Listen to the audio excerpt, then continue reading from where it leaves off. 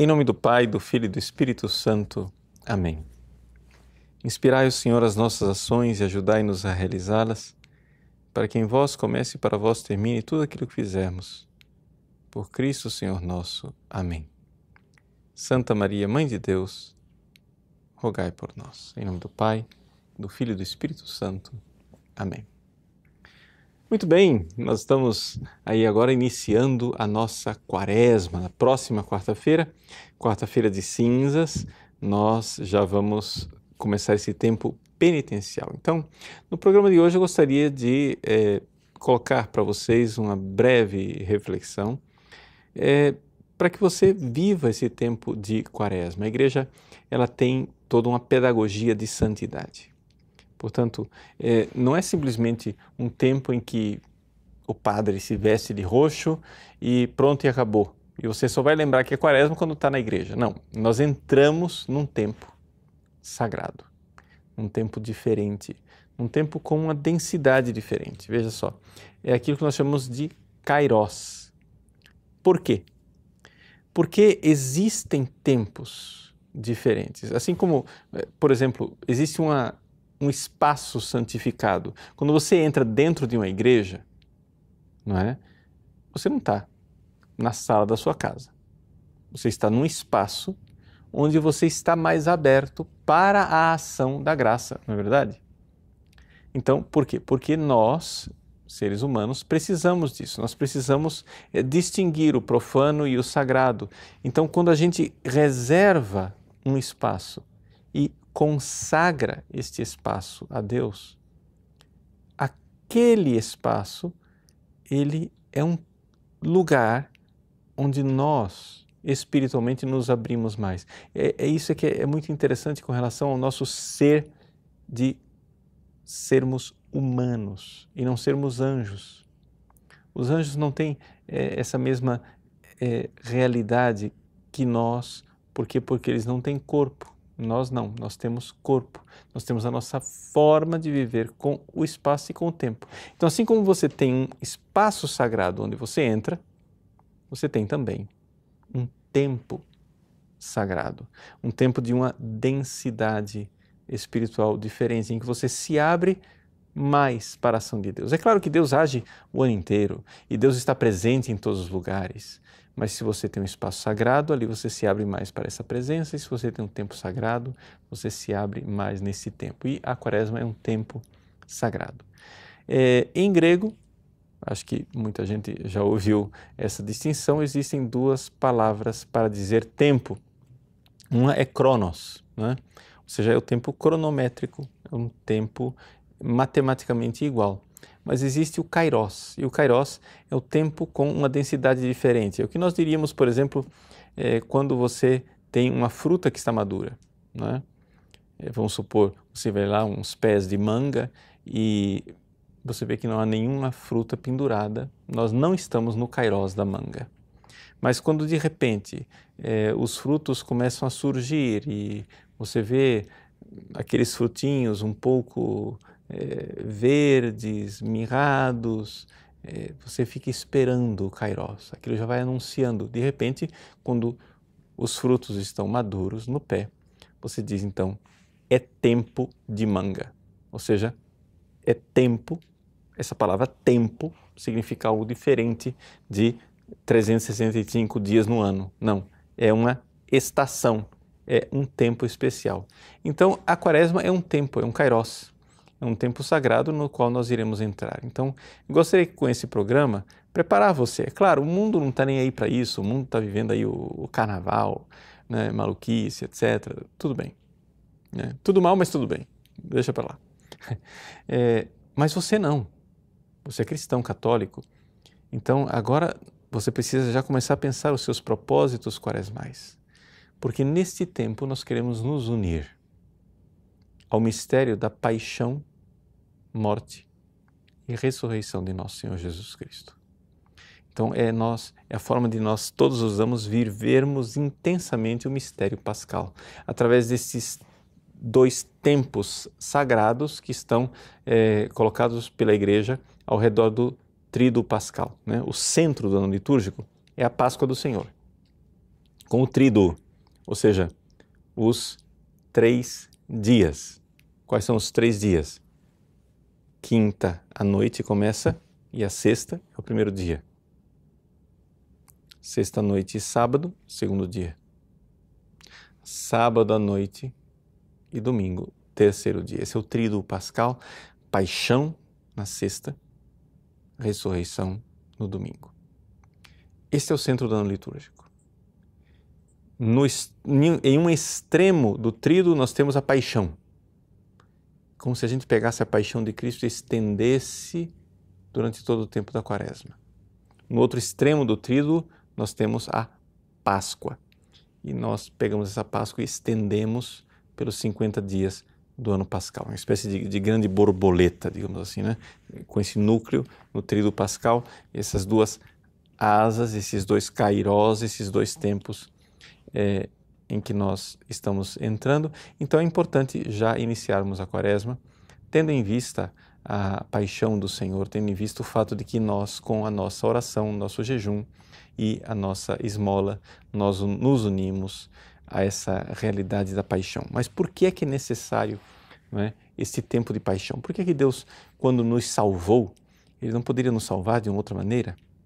Bom, o fato é o seguinte, nós, com o pecado original, nós estamos marcados pelo egoísmo. Então, este homem velho que está dentro de nós, ele precisa morrer. É necessário, então, que algo morra em nós para nascer o homem novo, para que nós estejamos na estatura de Cristo Jesus. Então, algo precisa morrer para que algo nasça. Essa é a dinâmica de morte e ressurreição. Bom, até aqui somente uma explicação teológica de uma realidade que nós precisamos agora viver na Quaresma, não é? E o que é que a Igreja nos propõe na Quaresma? São as 3 obras quaresmais. As 3 obras quaresmais, nós vamos ver no Evangelho que é proclamado na quarta-feira de cinza, são as obras que estão no Sermão da Montanha, no capítulo 6 do Evangelho de São Mateus, a esmola, não é? Jesus diz, quando deres esmola, não mandes tocar trombeta diante de ti. Muito bem, essa é a esmola. O jejum, né? Quando jejuardes, não fiqueis de rosto triste como os hipócritas. Né? E, além disto, nós temos a oração. Né? Quando orardes, não sejais como os hipócritas. Então, a esmola, a oração, o jejum. Essas 3 realidades, elas estão intimamente ligadas, porém, àquilo que nós queremos matar dentro de nós, queremos mortificar. Por quê? Porque, veja, o princípio espiritual, é importante que você entenda isso, é que nós precisamos nos abrir para a ação divina, para a ação da graça. Tudo que se move é movido por alguma coisa. Nós que estamos no pecado, quem está no pecado, está sendo movido. E o que é que nos move?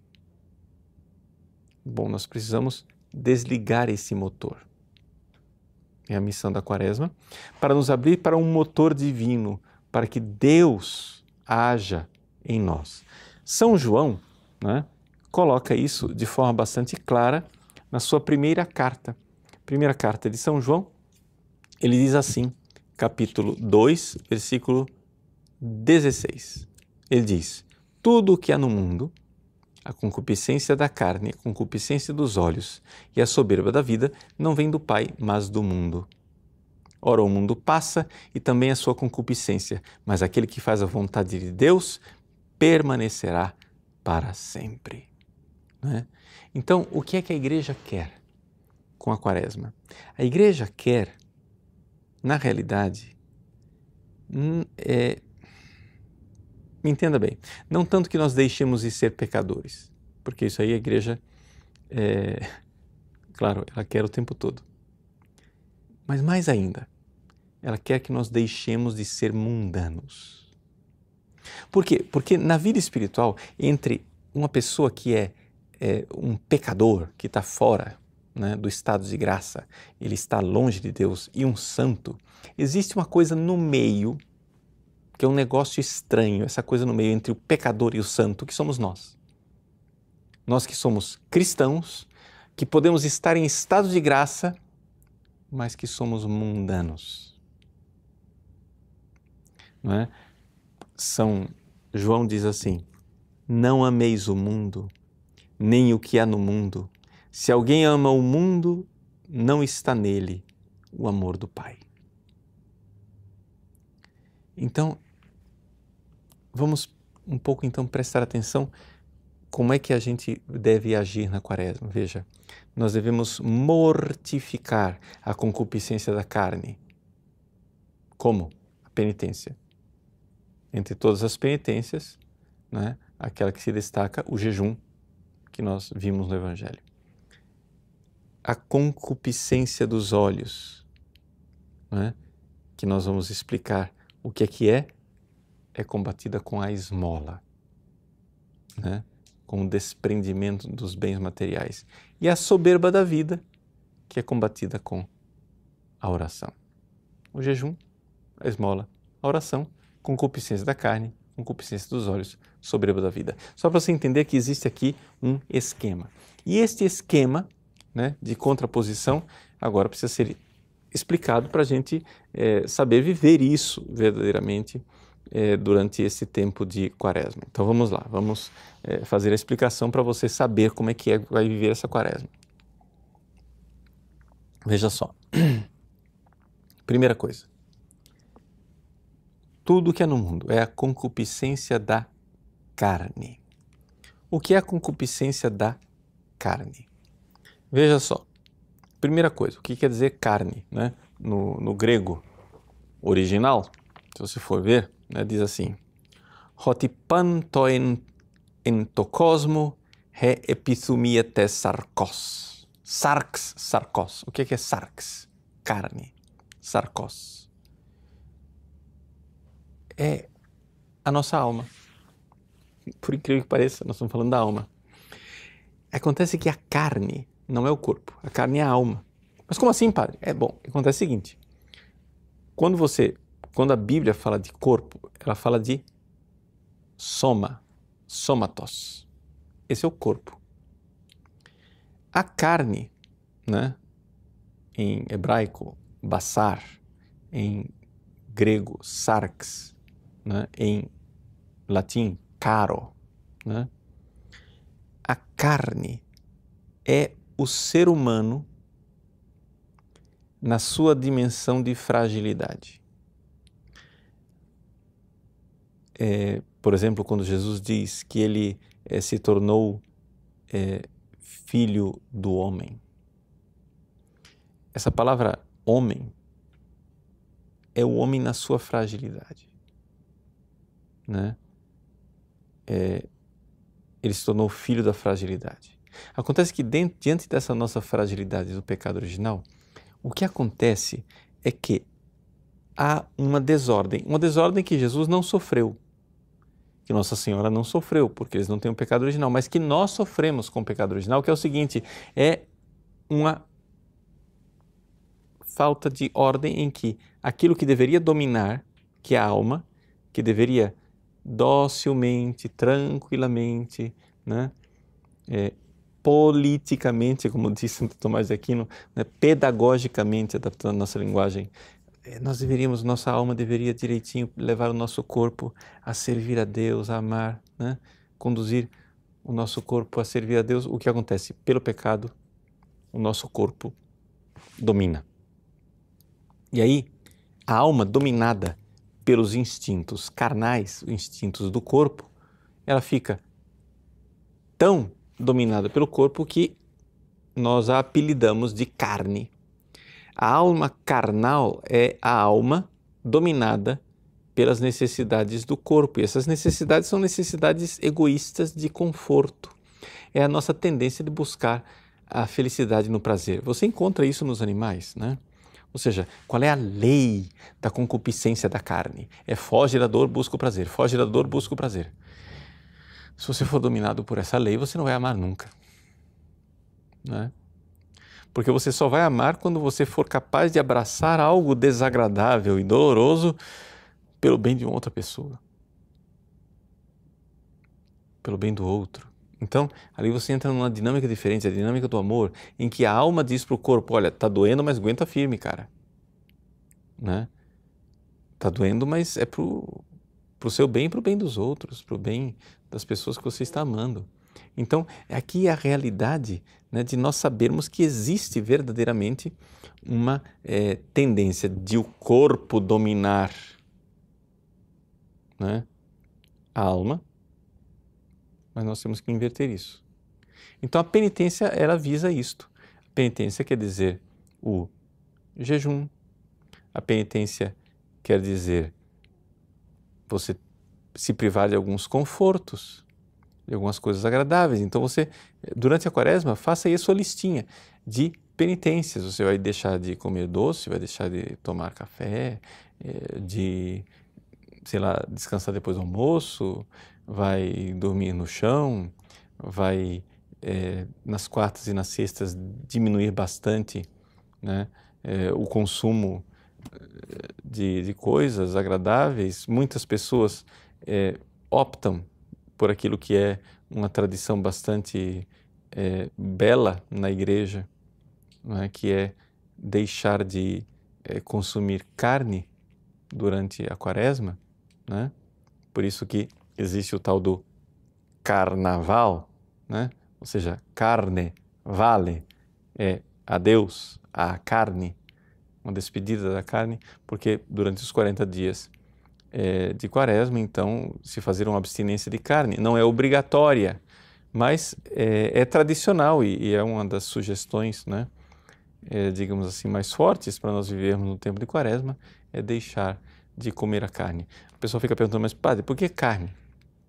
Né? Por que essa coisa? É que acontece o seguinte, gente, a carne, ela é um alimento que dura mais tempo no estômago.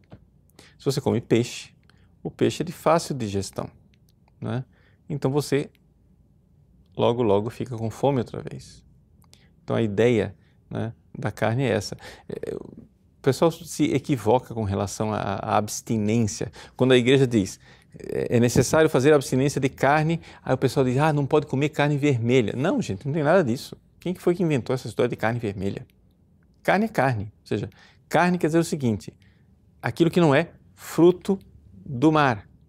E ovos, né? Você pode ter abstinência, então você não vai comer carne, que quer dizer carne de boi, carne de porco, esses animais mamíferos em geral, mas também de aves, não é? O que você pode comer é frutos do mar, né? Aí sim você considera isso não carne. Então é um conceito tradicional jurídico, não é um conceito biológico. É evidente que peixe é uma carne, né? Mas não é considerado carne nesse sentido. Tá? Então a pessoa pode comer leite, ovos e frutos do mar. E o resto, né, é considerado carne e, portanto, mesmo a carne branca do frango é carne. Tá? Então, só para esclarecer isso daqui. Então, a pessoa faz o jejum para quê? Para mortificar a concupiscência da carne, ou seja, essa sua tendência de prazer. Você pode acrescentar outras coisas e fazer, e assim entrar nessa dinâmica de se abrir. Você se abrir para a ação divina, você está cortando uma ação que é, digamos assim, animal, tudo que você é movido por essa busca de prazer, por essa fuga da dor, aí você abraça algo que é um pouco mais desagradável e doloroso para então poder dar o passo, não é? De ir para Deus e deixar-se mover pela graça de Deus, que é o que nós vamos ver quando nós comentarmos agora a questão da oração. Mas então, São João diz assim, tudo que é no mundo é a concupiscência da carne. Depois ele diz, a concupiscência dos olhos. Isso aqui é uma coisa que as pessoas não entendem muito. Epithumia ton ophthalmon, né? Concupiscência dos olhos. Veja, aqui é algo que não é propriamente animal, é algo típico do homem. Por quê? Porque os animais, eles não têm uma coisa que os homens têm, uma sede de conhecer as coisas, não é? E essa vontade de conhecer as coisas, de ver as coisas, é o que nós chamamos de concupiscência dos olhos. Nenhum animal é capaz de passar o dia inteiro no Facebook. Nenhum animal é capaz de passar o dia inteiro no WhatsApp.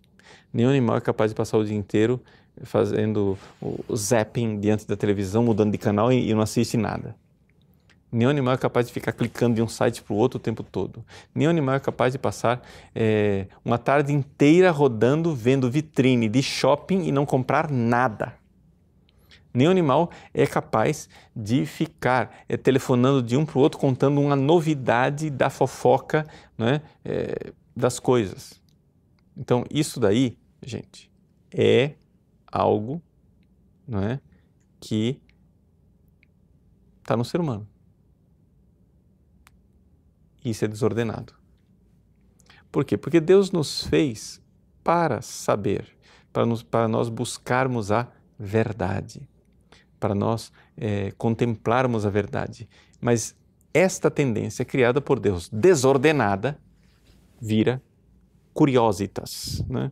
Curiosidade. E essa curiosidade, os marqueteiros já aprenderam como é que funciona isso, como é que é a dinâmica espiritual. De tanto ver uma coisa, você termina querendo possuir. Isso é algo que também não há nos animais, né? Ou seja, os animais, não há avareza em animal. O animal não fica querendo comprar coisas, não fica querendo acumular dinheiro. Mas se você mostrar muitas vezes uma mercadoria para uma pessoa, ela termina querendo comprar aquilo. A concupiscência dos olhos tem esse efeito colateral, não é? E é aqui que então nós vemos, né, essa realidade tremenda, que é o que move o nosso mundo atual e que é o que está destruindo nossas famílias e destruindo tudo. Nós precisamos, durante o tempo da Quaresma, fazer uma experiência, né, mais do que somente de esmola, uma experiência de pobreza. Enxugar um pouco essa nossa necessidade de consumo, né? De o tempo todo estar gastando coisas que nós não precisamos e indo atrás de necessidades que nós não temos, que é uma verdadeira escravidão, né? É uma realidade que não nos faz bem, tá? Então, assim, tudo isso nasce da concupiscência dos olhos, então é muito importante a gente se dar conta disto. A generosidade da esmola, se desfazer de coisas. Por quê? Porque você termina possuindo demais, tendo demais, e isso espiritualmente não lhe faz bem, né? Jesus diz, não podeis servir a Deus e ao dinheiro. Porque isso termina realmente tendo um caráter de idolatria, né? A filargueria, o amor do dinheiro, né? Ela realmente se constitui numa idolatria, numa realidade que vai tomando conta de nossas vidas. E o terceiro ponto, né, a soberba da vida, né, que aqui em grego é alazoneia tu bio. Você vai encontrar outras traduções, por exemplo, a tradução da CNBB diz a ostentação da riqueza. É mais interpretação do que verdadeiramente tradução. A tradução tradicional é superbia vitae. Então, o que é a soberba da vida? Porque ela se contrapõe exatamente ao fato de que nós precisamos de Deus e precisamos nos humilhar. A soberba da vida é o contrário, é essa autonomia, essa coisa de dizer eu me basto a mim mesmo, sereis como Deus, né? Sereis como Deus. E isso daqui é o ponto fundamental que a gente resolve na oração. Vamos explicar isso para você. Veja, no fundo, nós temos uma doença espiritual, uma doença que todo mundo que não reza tem. Se você reza pouco, se você não tem uma vida de oração, onde você realmente, todos os dias, tem um período longo de oração íntima, onde você se senta como mendigo na soleira da porta de Deus para pedir a graça, se você não tem uma vida de oração íntima com Deus, saiba, você sofre deste mal. O mal chama-se pelagianismo ou semi-pelagianismo. O que quer dizer isto? Quer dizer o seguinte, você acha que você dá conta de amar, dá conta de ser santo, dá conta de fazer o bem, dá conta de ir para o céu e deixar de ir para o inferno com suas próprias forças. Mas você, me desculpa, isso é superbia vitae, né? Isso é soberba da vida. Você acha que é o cara que você consegue amar, mas a primeira coisa que você precisa aprender na sua vida espiritual é exatamente a sua incapacidade, ou seja, você precisa desesperar de você. Se você não desesperar de você, como você vai esperar em Deus? Como é que você vai ter a verdadeira esperança? Não é? Ou seja, o verdadeiro cristão católico, ele, através da oração, ele se põe diante de Deus e exerce verdadeiramente, não é, a sua confiança no Deus auxilians, Deus que auxilia, Deus que vai me amparar. Eu não dou conta de amar. Ou seja, se tudo o que há no mundo, diz São João, é a concupiscência da carne, a concupiscência dos olhos, a soberba da vida, ou seja, é isto que me move, é isso que move o mundo, como é que eu vou fazer para ser movido por Deus? Eu preciso, primeiro, parar de ouvir os apelos da carne, jejum e penitência. Parar de viver disperso, né? Olhando de forma avarenta o mundo e como se eu fosse uma espécie de sumidouro querendo tudo para mim, não é? Aqui a pobreza, né? A esmola, a caridade para com aqueles que necessitam mais. E eu tenho que parar de ser movido pela soberba, então quer dizer que eu tenho que me colocar diante de Deus. Mas para que tudo isso aconteça, eu preciso realmente dar espaço para que Deus haja na sua graça, e isso não tem outro jeito a não ser na oração. Com a vida de oração, com a vida de você estar mais próximo de Deus, você vai mudando. Deixa eu explicar para você. Uma das coisas que você poderia, né, fazer, se for possível, você que conhece o seu contexto, mas uma das práticas quaresmais que eu mais incentivaria você a realizar é a prática de ir à missa todos os dias e comungar todos os dias. Claro, eu estou supondo que você está em estado de graça, eu estou supondo que você está bem confessado, né? Agora, todos os dias ir à missa e comungar bem. Comungar bem quer dizer o seguinte, não é receber a comunhão e ir em paz e o Senhor vos alcance. Comungar bem quer dizer o seguinte, receber a comunhão e estar com Jesus. Como um filho diante do Pai, como um mendigo na porta do Senhor que irá ajudá-lo, como necessitado da graça e da intervenção divina, daquela força que vem do alto, amando Jesus e pedindo a Ele, Senhor, tende compaixão de mim, porque se não vierdes em meu auxílio, eu estou completamente perdido, eu estou longe de vós. Essa é a realidade da oração. E nós precisamos nos manter sempre, né, nessa realidade da oração. É evidente que é uma batalha espiritual. Por quê? Porque além da carne e do mundo, existe um outro inimigo da alma que é Satanás. E é interessante, vai ser o evangelho do primeiro domingo da Quaresma, é interessante nós vermos as tentações de Jesus no deserto. Esse ano, como é o ano que a gente proclama o Evangelho de São Marcos, não se entra tanto nos detalhes. São Marcos não descreve as tentações.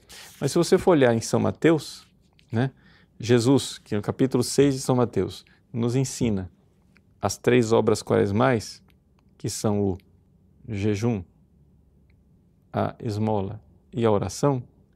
Na tentação do deserto, ele coloca exatamente Jesus passando pelas mesmas realidades que nós, e é exatamente por isso que a igreja vive a quaresma, porque Jesus 40 dias no deserto, o povo de Israel 40 anos no deserto, nós 40 dias de quaresma.